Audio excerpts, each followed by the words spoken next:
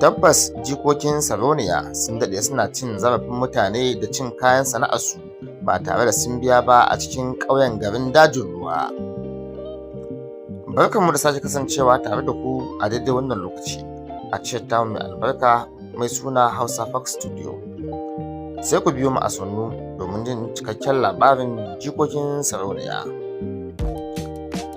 A wani ƙauye mai nisa sosai da yake a bayan duwatsu masu duhu, inda rana bata cika haskakawa sosai ba, ana kiran ƙauyen da suna garin dajin ruwa, amma mazauna kusa suna masa kallo ko kuma laƙabi da ƙauyen tsoro. Ba don kasancewar tarin shaiɗanu a cikin garin ba, sannan kuma ba don wai fatalwoyi ba, sannan kuma ba don yaƙi da ake a cikin garin ba. A'a, sai don wasu yara 'yan mata wanda ake kiransu da suna jikokin sarauniya. Jikokin sarauniya ba su wuce shekaru 13 zuwa 17 ba, amma tsoron da ake musu ya fi na mayaka.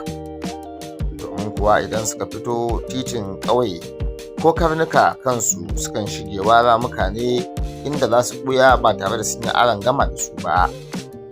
Yayin da kaji kuwa suke daina yin cara, har zabi ba sa yin kuka, ballantana ma su ɓata jikokin sarauniya rai su rasa rayukansu. A hannu guda kuma yara ƙanana suna guduwa su ɓoye bayan iyayensu saboda hatsabibancin jikokin sarauniya. Idan ka ji ƙarar takalmansu suna tak tak tak, zuciyarka sai ta fara bugawa duk duk saboda tsabar tsoron da ake ji na arangama da su. Idan suka yi arangama da mutum yana sana'ar kifi ko kuma yana soyawa a wajen, ko kuma wanda yake yin sana'ar yanka nama ko kuma gasa shi, musamman mai yin balangu, to ba za su tsaya ne su ci su hani'an ba tare da sun baka ko naira ba. Haka ma in suka haɗu da mai sayar da biredi ko cincin, nan ma za su tsaye da shi su karɓa su koma gefe su ci, yayin da mai sana'ar yake jiran su ba shi kuɗi, amma ko kwandala ba za su ba shi ba. A wasu lokacin in suka yi arangama da masu sayar da sana'ar kayan gwari wato fruit irin su mangwaro, ɗata, dabino ko kuma karas, nan ma sukan karɓa su ci kuma su ƙyanƙyashe idanunsu, domin ko ba su da kunya, ba su da tsoro, barantana tarbiyya. Sai su tsaya su kalli mutum da idanu ƙiri-ƙiri su ƙara gaba ba tare da sun tambaye shi nawa ne kuɗinsa ba, balantana ma su yunƙurin biya. Idan mutum ya ce, don Allah ku biya ni kuɗina saboda kayana na kasuwa ne, ina buƙatar in na sayar in siyo ne. Sai babbar cikinsu mai suna Zulaika mai idon jini, ma'ana mai ƙyanƙyashasshen ido, ta matso kusa ta ce maka, kai kana son ka kwana a wannan gari ne, ko kuma kana son ka bar garin nan ne, domin ko wannan garin kakanmu ne, ita ce sarauniya, mun kuma jikokinta ne, don haka ka ja bakin kai shiru, in ba haka ba mu ƙara maka da sabon haraji. Sanin wannan yanayin ya sanya wasu ma da suka riga suka san jikokin sarauniya ko magana ba sa yi, sai dai su yi dariya kawai su ja bakin su shiru, dariyar da take sa mutum jin sanyi a cikin ƙashinsa, domin kuwa an riga an ci maka abin da zai taɓa jaranka. A wani yammaci gabanin magariba, wani tsoho mai suna Alhaji Kawo mai nama yana yanka namansa a tukuba, sannan yana yin tsire da balangu. Ya kasance bai da cikakkiyar lafiya. Wannan sana'a nama da ita kaɗai yake dogara wajen siyan maganin da zai sha, domin ko ya kwana biyu yana fama da hawan jini da ciwon sukari, kuma kowa ya riga ya sani wannan cututtuka ne wanda suke buƙatar ganin likita akai-akai domin kula da su. So ciwo ne wanda ake control ɗin shi, sannan ba za ka iya gane ya hau ba ko ya sauka har sai ka je an maka gwaji, kuma gwajin nan dai a cikin karkara tsada ne da shi, ba ma kamar birni ba, domin ko sai ya hawa abin hawa ma daga karkarar tasu ya je makotansa, a nan ne ake da likita na zamani wanda zai duba shi. In in ya duba shi a bashi maganin da ya dace, in za a masa allura ma a masa. Sai suka zo ba su ce uffan ba a gaban shi, ba su tambaye shi nawa ne naman ka ba. Kawai dai kalma ɗaya ce ta fito daga bakin Zulaika ta ce ina yaji yake. Ya nuna mata yaji, ta ɗauka ta fara dangwala, tunda shi tsoho da a fahimtar sa ai siya za su yi ba wai wasa za su yi masa ba. Bayan sun gama ci sai suka yi yunƙurin tafiya, sai tsohon ya ce ina kuɗi. Sai suka ce masa kuɗi babu, baka san mu jikokin sarauniya bane ba, ka ƙara yin magana to fa za ka bar wannan garin, ko ma mu sa bayi su halaka ka. Nan take tsoho ya yi kuka ya ce wallahi tallahi jikokina wannan shi kaɗai nake da shi na dogara, da shi nake yin dukkanin bukatuna na gidana da iyalina, sannan kuma in je in sai magani. Nan take Zulaika ta daka masa tsawa, ta kalle shi ta ce masa kana son ka bar garin nan ne? Ni za ka yi wa rashin kunya? Ba ka san daraja ta ba? To in na ga dama ma zan sa ɓatar da rayuwarka gaba ɗaya, ba ma wai iya barin garin ba, duniyan ma ka rasa ta. Aikowa shegari Alhaji Kawu ya faɗi ya mutu, ba a san takamaiman abin da ya kashe sa ba, don kuwa bai zo gida ya ba da labarin abin da ya faru ba. Mutane suke cewa da bakinsu suka kashe shi, don kuwa ita Zulaika ana zargin kamar ta haɗa jini da maita a ɓangaren mahaifiyarta.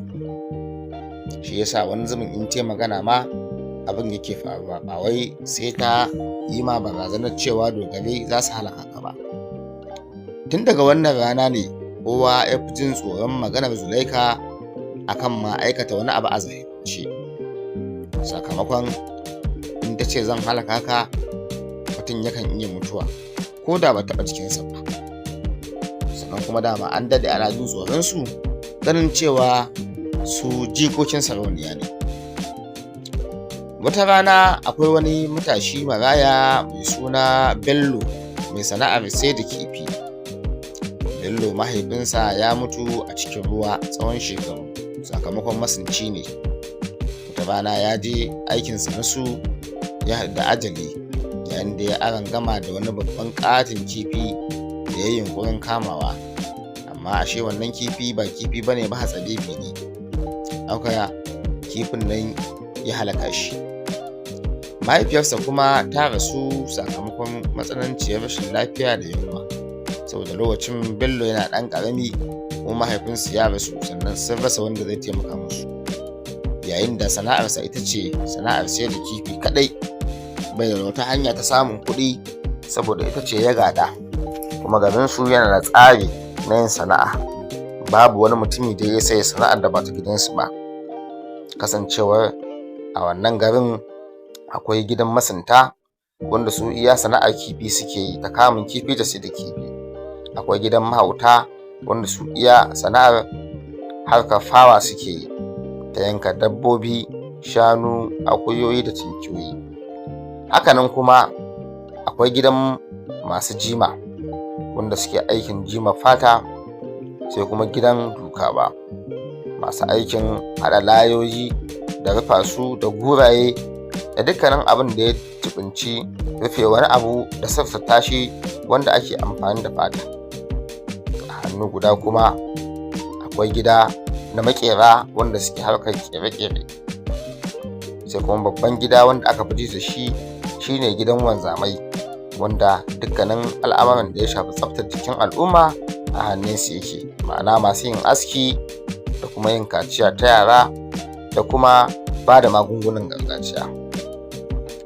To kamar hakan ne dai shi Bello ya kasance mai sana'ar kifi. Duka ranar da ya je ya kama kifi ya zo ya suya, sai jikokin sarauniya su zo su ɗibi kifi su ci, su ɗauki ruwa a randashi su sha, suna barin shi da hawaye sakamakon in sun ci ba biya za su yi ba. Shi kuma bai da sana'a ta wuce wannan. Wata rana ran Bello ya ɓaci, a cikin zuciyarsa yake cewa yau ko mutuwa zan yi sai na faɗi gaskiya. Daidai lokacin da suka zo sai yake ce musu, jikokin sarauniya, wannan fa abin da kuke yi zalunci ne matuƙarsa, domin kuwa kuna ɗiban kayan mutane kuna ci ba tare da an ba ku ba. Nan take sai suka yi shiru, sai suka kalle shi. A ɓangaren Zulaika take cewa, ka kirga daren da ya rage maka a wannan gari, domin ko sai na sa an fidda kai. Tun daga wannan rana Bello ya fara jin murya cikin dare ana tsorata shi, domin kamar yadda na faɗa muku a baya, ita Zulaika ana zargin tana da burbushin maita a tattare da ita, sannan kuma ga dogaro da cewa ita jika sarauniya ce. Bello ya ji ana kiran sunansa a cikin dare, Bello Bello, a hannu guda kuma ga tarin ihun karnuka suna ta haushi, iska tana busawa da kuma tarin ƙura. Abin mamaki ya bayyana, kifinsa suna mutuwa a cikin rara ba tare da dalili ba, duka dai a cikin wannan mafarki. Bayan dogon lokacin da jikokin sarauniya suka ɗauka suna azabtar da mutane da kuma cin zarafinsu, duba da cewa mutane sun yi zaton cewa wannan suna da suke amfani da shi jikokin sarauniya ya ba su iko ne saboda sarauniyar, amma a gaskiya al'amari abin ba haka yake ba. Ashe tun suna yara ne aka kai su wajen wani boka, aka yi rantsuwa da jini, aka yi alkawari da cewa za su dinga cin kayan mutane ba tare da sun biya ba, amma kuma akwai sharaɗin da su ma su dinga biyan aljanu domin a ba su iko yadda za su dinga taka mutane ba tare da an iya yi musu magana ba. Suka yarjejeniyar cewa za mu ci dukiyar mutane, za mu rayu, sannan kuma za mu tsorata su. Suka fake da wannan suna na sarauniya, amma gaskiya al'amarin ba ma jikokin sarauniyar ba ne ba. Wata rana da sarauniya ta dawo daga tafiya, domin ku ta ibi kimanin shekara 3 ba ta cikin gari. Sai ku gari ya shiru fiye da kullum. Sarauniya ta ji koke-koken al'umma sun yawa, tana jin hayaniya a gefen gari. Sai sarauniya take tambayar me ya kawo hayaniya a cikin garin nan, ni dai na san gari na ba haka yake ba. Sai aka ba ta labari akan duk abin da yake faruwa a cikin wannan gari, na wasu 'yan mata guda biyu wanda suke wa kansu laƙabi da jikokin sarauniya. Aiko sarauniya ta ce a je a nemo su duk inda suke, ta samu wasu jajirtattu kuma hatsabibai na dogare, suka je suka kawo su gabanta, yayin da ba su iya kallon idanuwanta ba, domin kuwa duk irin hatsabibancin su ita ma sarauniya ta fi su. Sarauniya ta ce cikin murya mai kaɗawa, sunan da kuke ɗauke da shi ya fi ƙarfinku, domin ko ku 'ya'yan matsiyata ne 'ya'yan talakawa. Asali ma kakakku wata aka yi da garin nan saboda ana zarginta da maita, wato shine ko kuke zaluntar mutane bayan shekaru da ne bana gari. Sarauniya ta umarci a raba dukkanin wata dukiya tasu gida biyu, a kwace rabi, sannan kuma a kore su daga cikin gari, a rusa duk wani guri da suka je suka yi tsabbace a lalata shi, sannan a rushe gidansu. Da daddare ana jin kukansu suna fita da cikin gari, yayin da wasu hatsabeban dogare suka raka su da bulalai aka kore su, asirin su ya tono. Wasu suna cewa sun ga wuta tana bin su a baya, wasu kuma suna cewa ƙasa ta tsage daga baya suka rubuta rami, ƙasar ta haɗiye su. Duka dai wannan abu ya faru ne sakamakon zalunci da jikokin sarauniya suka yi a cikin wannan ƙauye, kuma da ƙarshe asirin su ya tonu, alƙadamin su ya riga ya kare shi. Duka a nan muka kawo muku ƙarshen wannan labari mai suna jikokin sarauniya.